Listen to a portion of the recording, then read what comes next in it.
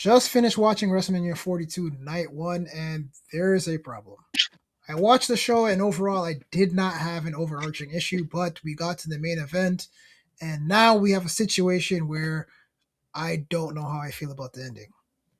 Personally, I watched the show. I would give it a B minus, simply because I enjoyed it, and the same problems I typically have when which watching wrestling pay per views or PLEs or whatever the hell you want to call it is, we just get straight to commercials. I get it. Hulk Hogan has passed, and he has a documentary coming out, but I feel like at this point I've seen every clip. I might not even need to watch it. So I again, people are probably upset for other reasons. I understand how you guys feel about the no longer immortal one, but this is where we are. But I'm gonna give it a B minus, brother Chad. Like, what do you think? What is your inputs on how the show went and how you're grading it?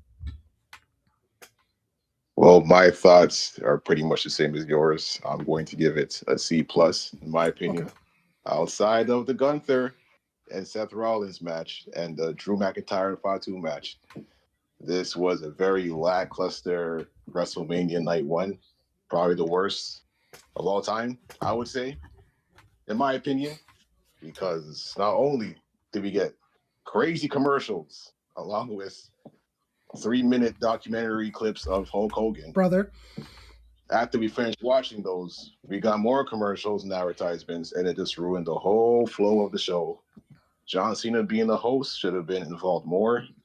He was just there to do the intro and say the attendance record. Like, is that really Well, hosting the show? wasn't just enough. It wasn't just the attendance. He actually broke the news that Bianca Belair is pregnant. So again, congrats to her. Well, she broke the news, and he was. Well, you know what? You're actually right. He was there for the moment, and then did the attendance. But I do agree with you. I honestly do feel like for John Cena, for his name to be on the marquee, and the only time we seen him was to announce the attendance, that's pretty piss poor. You know what I mean? Like, I understand the push to get ticket sales, but in order to host a show, you need to be able to do something. He did nothing, right? So this is probably, I don't know if he's just doing this as a favor. I don't know if he's getting a paycheck out of it, but it was underwhelming. We got no John Cena, really, right? Yep, it was just a ploy to get tickets, so it's understandable. They had to do what they had to do. We're in the same venue 2 years in a row.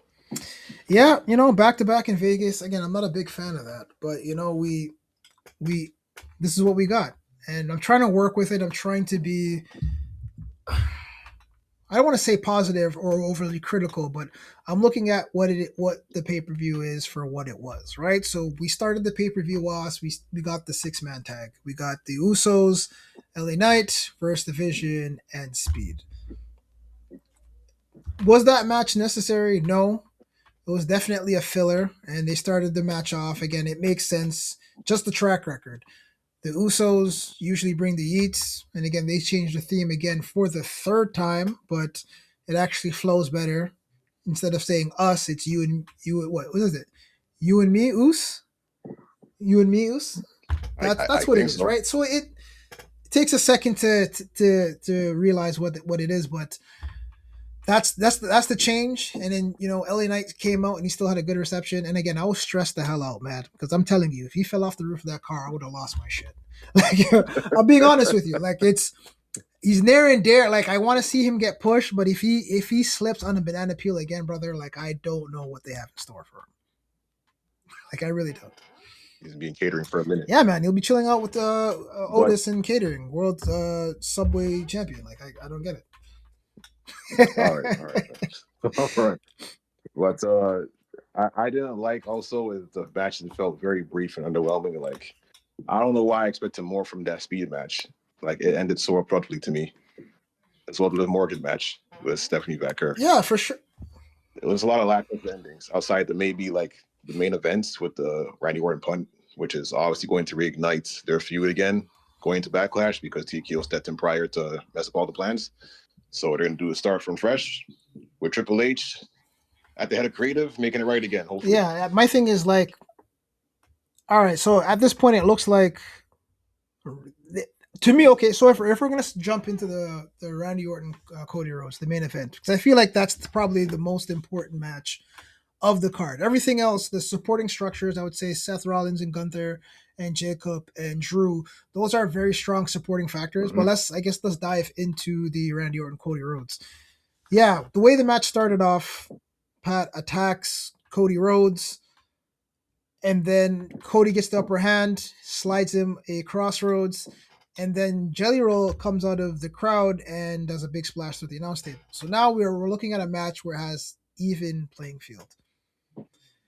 Randy Orton does his classic backbreaker that, again, I don't remember the last time I seen him do that or execute that cleanly in a match, but it looks like in watching the match, it seemed like he did get injured, but it looks like he was also selling his ass off. So kudos to him for that. I got a little nervous because I'm like, really at the main event? Like, is he done? Like, is he really washed? But we get to a point where Cody Rhodes puts the thumb in Randy Orton's eye. Randy RKO's the ref. They're both looking at it shock. He goes for a low blow. Cody comes in, catches the leg, gives Randy a low blow, and that's where we are. So the ref's down, low blow. Cody goes for, correct me if I'm wrong, he goes for a Cody cutter and he gets caught with a RKO. Is that the situation? Yes, that's what Okay. happened. That's Right. exactly what Okay. happened. So we get to that point. Pat McAfee comes out with a neck breaks, which again, he should have been written the hell off, but comes out, runs out, and my logic is if you are a heel, you're coming out in the ref attire. I'm assuming that you're going to do a fast count. He does the jankiest 2 counts, and then Randy RKO's him. Cody gets up, hits him on the crossroads, and loses. So I feel like just the fact that that happened, that was the way the end of the match, it made me sick. I was disgusted seeing that. Like Yes. the air came out of my lungs, and I'm like, what are we doing? Like, how is it that this is night one? This is the feud that was hijacked from TKO, and this is how you decide to end it. What are your like? Did I miss anything? Like, fill in any blanks you feel like I missed there. But there's that main event was a little off because there's a lot of details again when processing this. You hit the mark on everything. It's just that I just hope I don't see Pat McAfee and Belly Roll again, playing into a factor going to Backlash. Like just let it be Randy and Cody Rhodes. That's it. No more of this nonsense, please. No, I agree. So, do you think Randy Orton did that? Like, do you think that was WWE creative? That was the big fu to TKO in order for them to get back on track with the storylines. Because why would? One Because in hundred my percent. opinion, when you look at it, like, why would Randy Orton? He basically sacrificed himself to get Pat McAfee out of there. The conversation was prior to the pay per view if Randy Orton does not win, that's how he says it, right? If Randy Orton does not beat Cody Rhodes, I am never coming back. Randy Orton lost, Right. right? He basically sacrificed him. So the conversations that were being had online, of course, was Randy Orton, Randy Orton, Pat McAfee versus Jelly Roll and Cody Rhodes. So to me, that deal's effectively done. That's effectively done. But one thing that I guess a lot of us predicted and came true was Randy kicked Cody in the head. Like that was a clean punt if I've ever seen one. If I'm gonna be honest with you, that was Yeah, that might be the best one. It might be up there with either his John Cena Senior or Vince McMahon. Might be the best one that one was actually. actually pretty nasty. If I'm gonna be totally honest with you, right? So Yeah. when I'm looking at that situation, I'm like, all right, that gave me a proper glimpse. Like that was the closest version of '09 Orton that I've seen during this whole feud. Like the whole Pat McAfee thing just kind of sucked the air out of the room for me. So I'm expecting at Backlash or WrestleMania Backlash, they're calling it now, is that we're gonna have a proper feud, and ideally, that's where Randy picks up a victory. Like, am I wrong on that? Because I don't see it. I don't see the build if Randy loses twice. Yeah. You can't lose twice. It's like you don't have him go heel and not capitalize off that and make him lose again. It makes no sense. You look like a fool. Egg Oh, on I'm his not face. sure. You don't want that, especially for Randy Orton. Okay, so I expect that Friday. This coming Friday, Cody should not be there. If they're going to do the build properly and let Randy Orton actually be Randy Orton without the fluff and the BS, no Cody Rhodes, no Pat McAfee, just Randy Orton being sadistic, being the Viper, being the apex predator, being the man he needs to be. I think that's a fair assessment. Yep, that sounds reasonable. Hopefully they don't mess it up, but I'm not counting my chickens. Trusting WWE to do anything right. Yeah, I can't put all your eggs in a basket, right? That's how you get scrambled. I'm not even gonna lie to you, bro. Well, Yep, that's night that's one in the night one for books. sure. But let's dive in a little bit on again. I think key elements, right? So before we even get into, let's talk about Gunther and Seth Rollins because I feel like they came out. I don't. I want to say like maybe like they're like 60, maybe like 60% of the card, and they came out and they pretty much brought the energy back into the pay per view, the PLE, because before the match even started, they got after it. Like Seth Rollins held a power bomb before the ref rang the bell.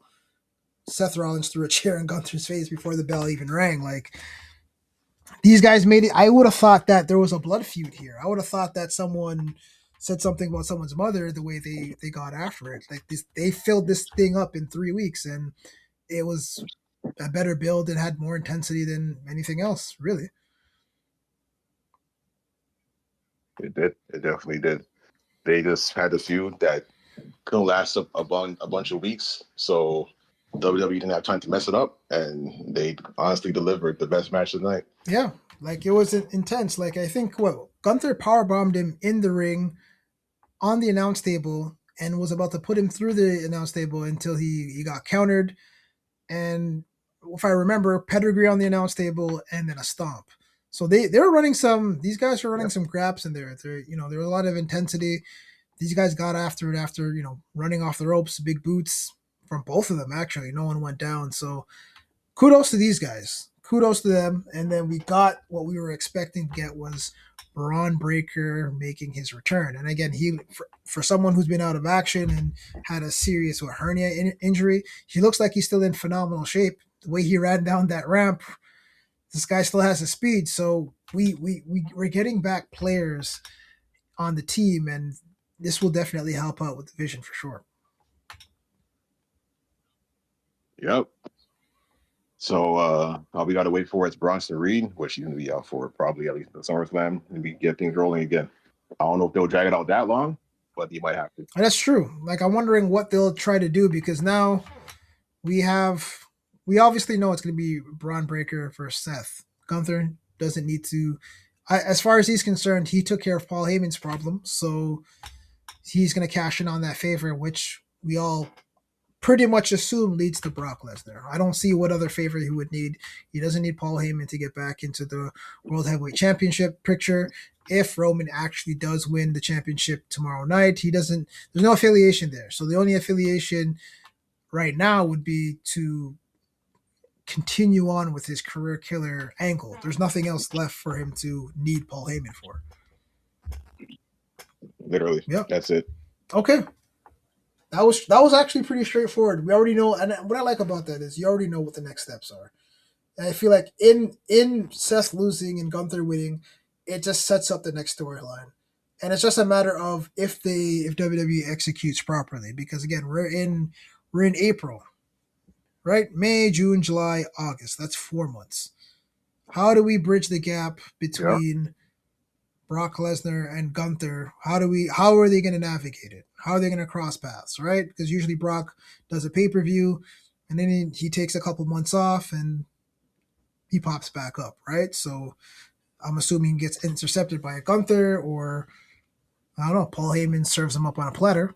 I don't know how he'll serve Brock up on a platter, but something like that will have to happen. Most definitely. It has to happen like that.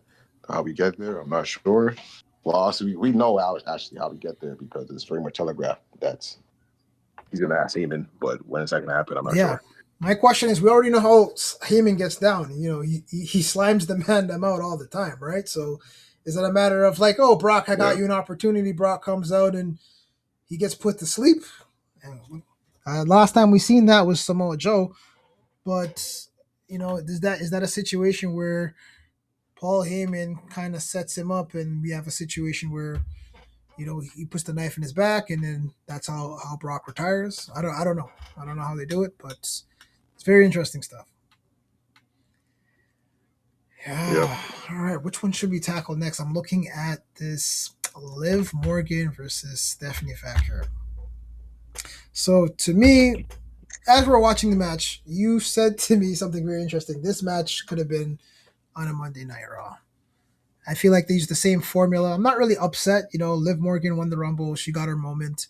Again, the last time she was champion, she ended up having to relinquish the belt because she got injured in the Rhea Ripley storyline with, the Judgment Day, right? So that I don't mind, but we've got the same typical things. We got Roxanne coming out, queuing up interference level one, and then we had Raquel come out and interfere on the other side to set everything up. So again, what are your thoughts there? Like, do you feel like that was the right move for Liv Morgan to get the W?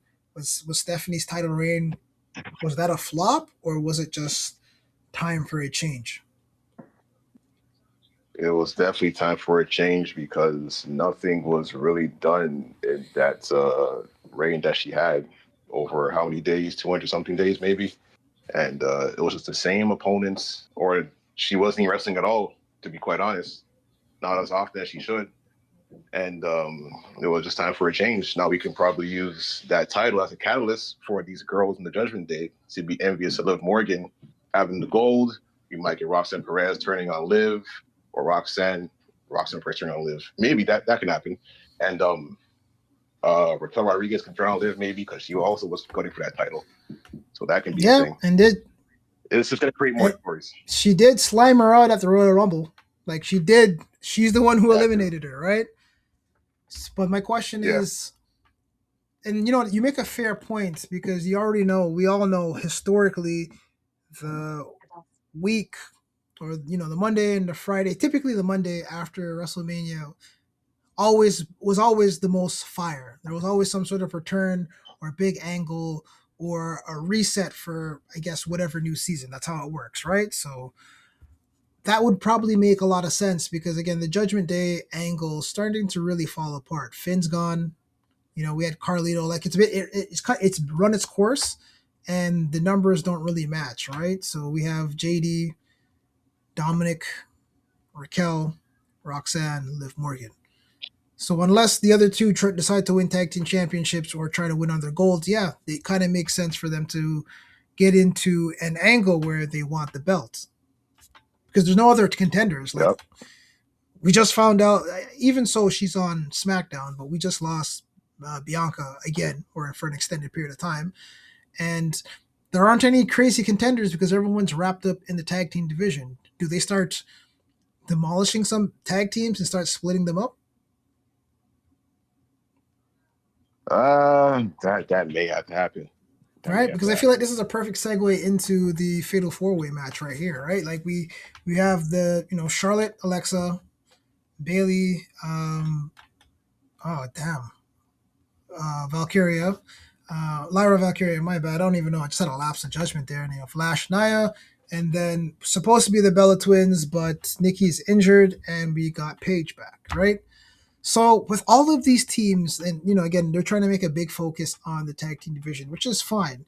But the same thing I've always been saying is you've sacrificed your women's singles division just to create a tag team division, and it's not really working out. People are not getting the touches they need, and now we have a tag team that doesn't really match, like Brie Bella and Paige. Like, well, how long is that going to run for? I feel like they should have pivoted. Like, I'm glad Paige came back. It was a cool return. Even though it was already spoiled and leaked by the Dirk sheets, but how long are they supposed to run with that? They're not even a legit team. How long are they going to run with that tag team championship? I have no idea. None of those girls are really legit teams. They're just thrown together and just throwing stuff at the wall and hope it sticks. But they're definitely sacrificing their singles division because they want to have all their girls in the tag team stuff.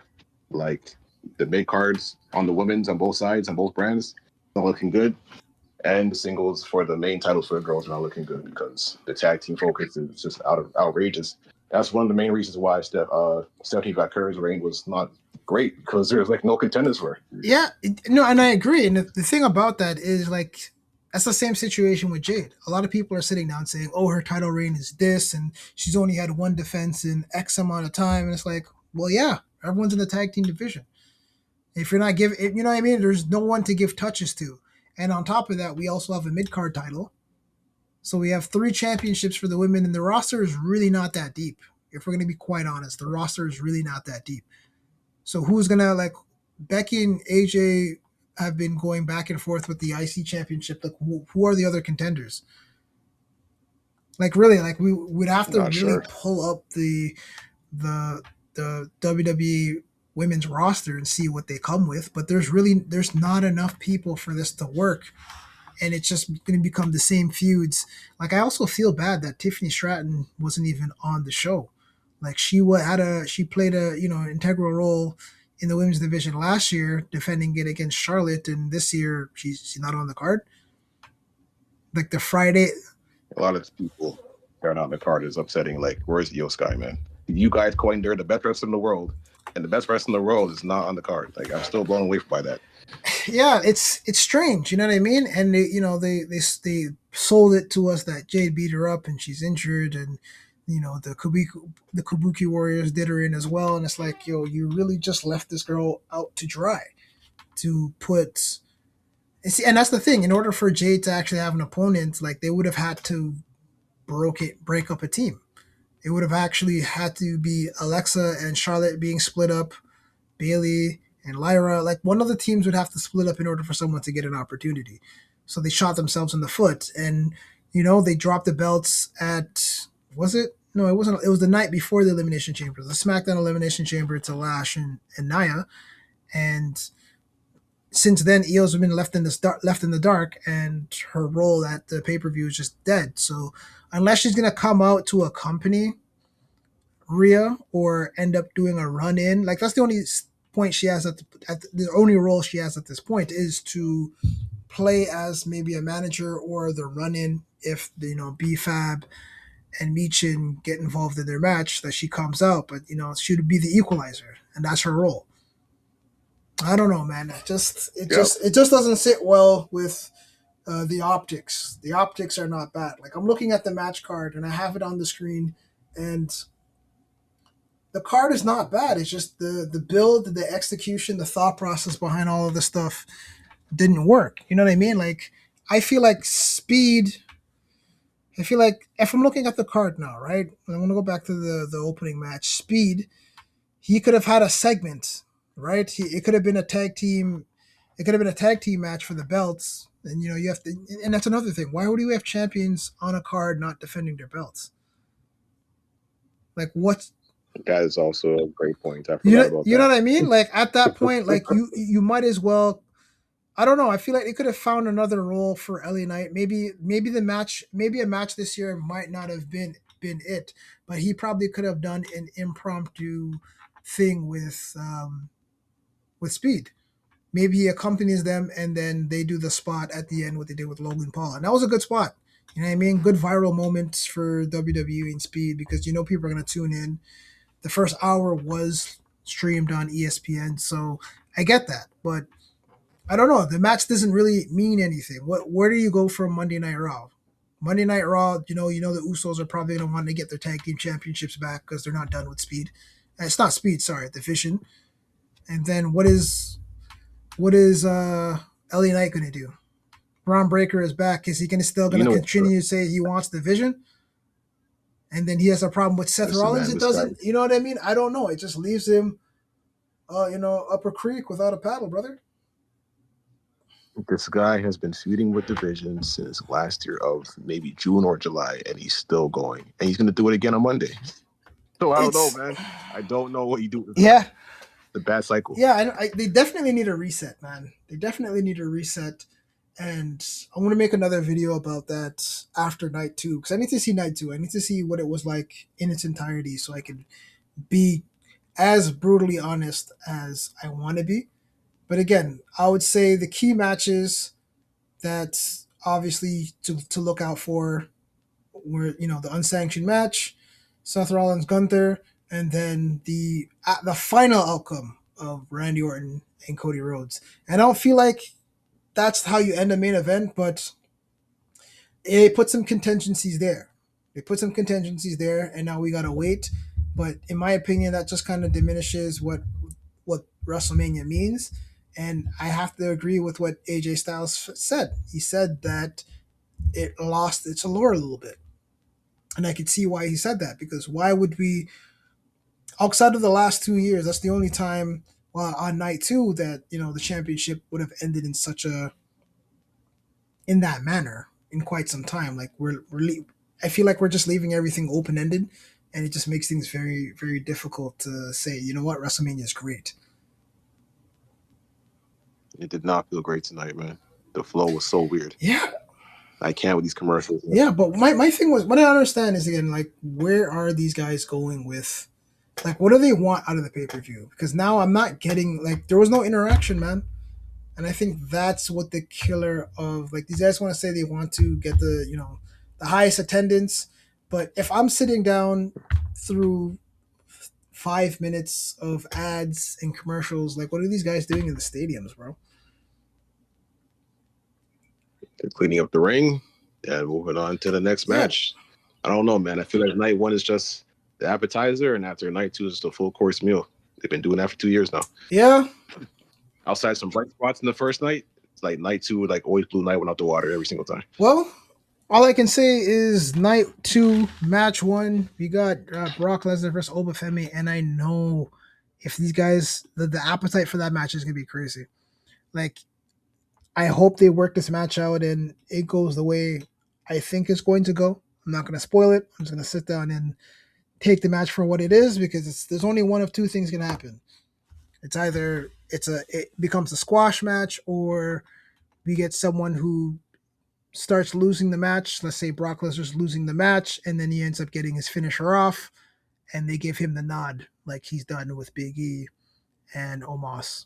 Right? But I'm hoping that's not the direction they want to go.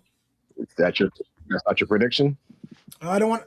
for that match? My prediction. I want to say Oba wins, and I feel like that is the right decision. Right? In my opinion, I think they should do a best of three, but based on time constraints and maybe I would say maybe consumer fatigue, they'll probably just do the match and then move on. But to me, that would probably make the most sense, just so they can keep the momentum on both those guys. What about you? What are you thinking for that match? This is an easy layup for WWE to just have Oba win this match because obviously Ronaldo is on his way out and going to retire soon, probably at SummerSlam because he's Mr. SummerSlam. Um, but also how Oba's been getting the upper hand on him like every single week prior to this match.